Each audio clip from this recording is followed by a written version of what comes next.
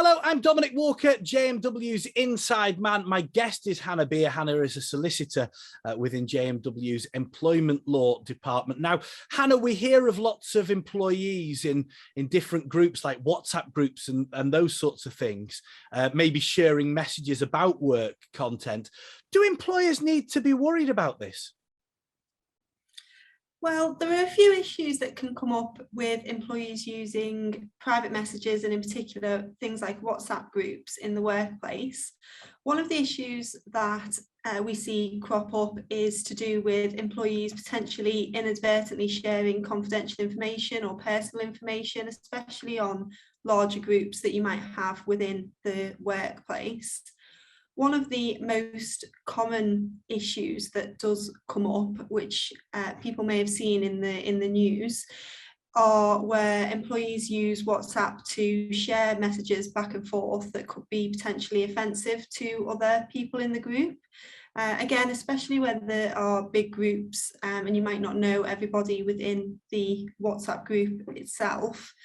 And if those messages are discriminatory in nature, or if the material has a discriminatory element, it can expose both the employee and the employer to potential discrimination and or harassment claims. And you mentioned it can expose an employer, so then an employer naturally would want to manage the situation. How can they do that?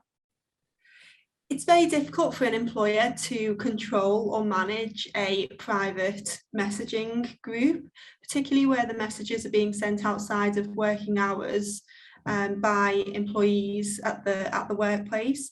One of the best things that an employer can do is to look at setting up a policy which will be similar to a social media policy, an email or internet usage policy that a lot of employers already have in place, which sets out guidelines for inappropriate and appropriate use of WhatsApp messaging services or other messaging services.